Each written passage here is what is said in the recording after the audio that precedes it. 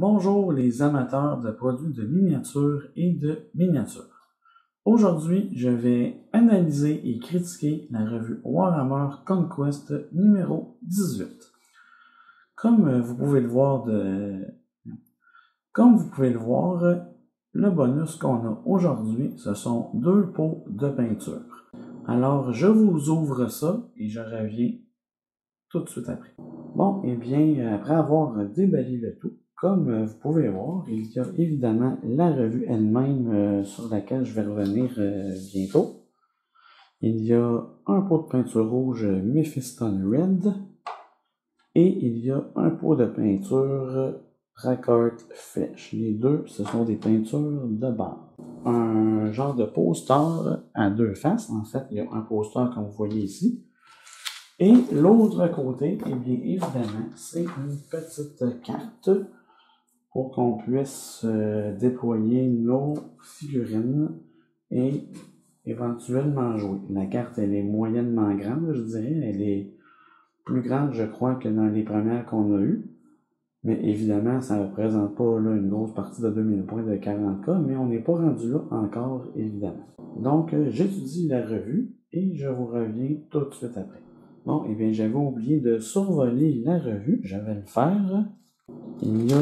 On commence avec une description des Space Marines Silver Templars. Les différents grades et tout ce genre de choses-là. On parle des armes, les Bolters et les autres armes. On parle des Hellblasters. Ici, on a une petite histoire qui s'appelle le sauvetage d'Elysius. Elle est très très courte. Évidemment, bien là, on nous parle de comment faire les petits détails de nos figurines. On va essayer de tourner la page.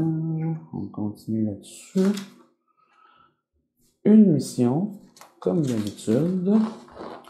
On a la carte du Mephitic Blighthaller. Je ne sais pas si on voit bien. Si j'avance un peu, un petit peu comme ça. Ça nous dit qu'à partir du numéro 21, les batailles seront de plus grande envergure avec un nouveau tapis de jeu, nouveau terrain, nouvelle mission et toujours plus de figurines et de batailles. Et au dos, les prochaines revues. Donc, voici ce que j'ai pensé de la revue. Ben, premièrement, j'ai été surpris, c'était épais là, sur le gros, tout était plié.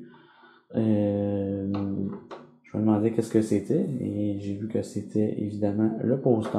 C'est un petit poster là, de qualité correcte. On a nos peintures. Les peintures n'étaient pas sèches, il faut les brasser un peu quand même. Là. La Rackart Flèche était un petit peu plus sèche, je dirais, que la Mephiston Red, mais je suppose que ça dépend des peintures, de combien de temps ils ont été entreposés, etc. Et pour la revue, c'est une revue correcte. Moi, j'ai trouvé un petit peu moins intéressant. Là. Les Silver Templars, c'est pas vraiment un chapitre qu'on connaît beaucoup. J'aurais peut-être aimé mieux en connaître plus, mais on n'en parle vraiment pas beaucoup. Les armes, ben, on commence à les connaître.